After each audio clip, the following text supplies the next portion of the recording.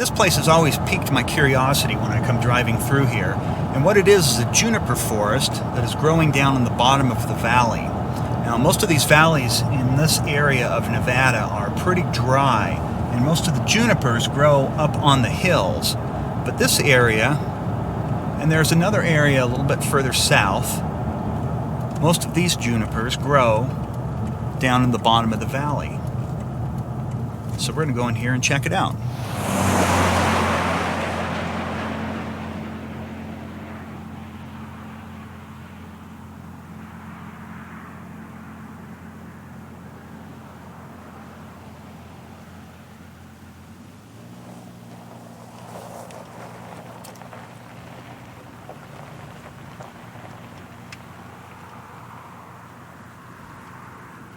We are hiking down to the Swamp Cedars.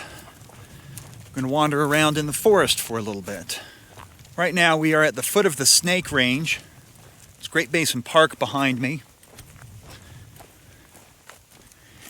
And this area, it's been kind of interesting with how big the trees are around here. And they are big as we approach. Those are some really big cedar trees for this area. I was doing some reading on this area, and apparently there is a layer of clay that is quite shallow. And so all the water that comes down from the Snake Range behind me, once it gets down to this level, it's pretty close to the surface. And so these trees are able to take advantage of that water, and that's why there are so many of them right in this area. Now, usually these trees grow higher up on the mountains. There's mostly junipers and pinyon pines in these lower sections of the mountain. This is typical for a lot of the Great Basin. But as you can see, right here, there's not much. It's all just barren. And then you get down here to the bottom of the valley where that clay gets shallow and the water is not very deep under the surface. And we have this huge forest growing.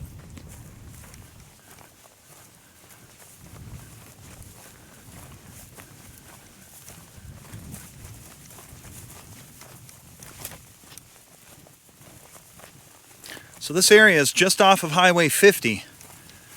Good place to stop and stretch your legs, take the dogs out for a few, and enjoy a unique forest down here.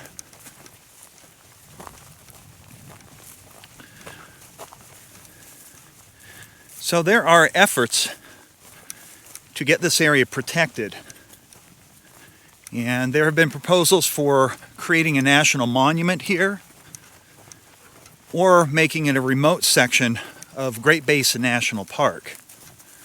So whatever they decide to do, they will hopefully protect this area, because this is really unique. And there are development threats out here.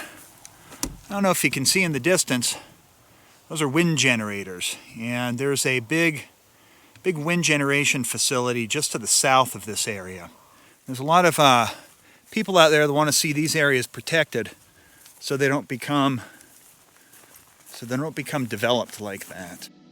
Aside from the biological uniqueness of this area is sacred to the Western Shoshone, who have occupied the Spring Valley region of eastern Nevada since the last ice age covered the land some 15,000 years ago. In the mid to late 1800s, 3 conflicts occurred, 2 with the U.S. Army and 1 with local vigilantes, that resulted in the deaths of hundreds of Western Shoshone.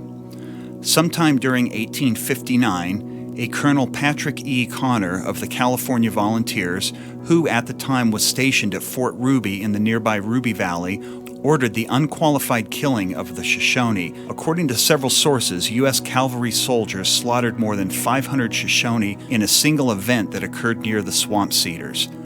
The Go-Shoot War then began in 1863, and on May 16th of that year, the U.S. cavalry soldiers killed 23 more Shoshone among the Swamp Cedars.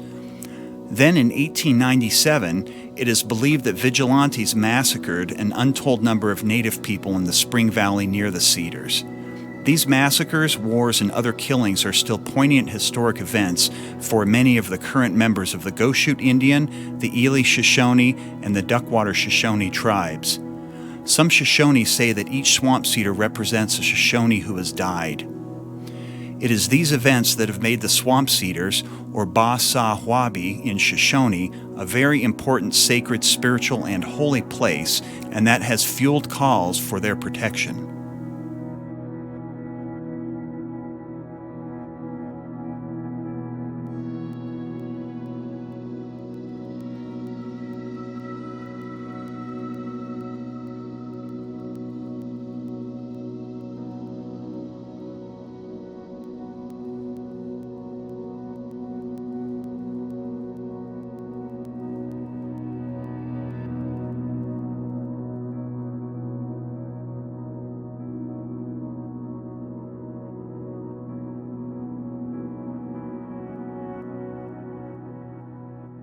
Now, this area is really cool.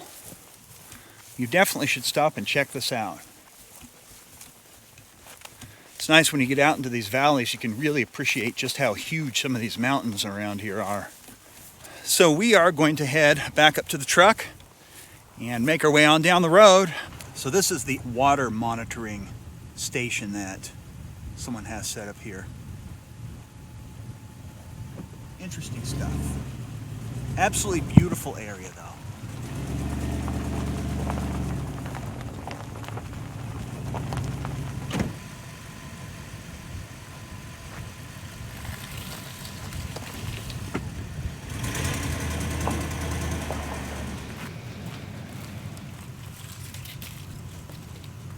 Always close the gate.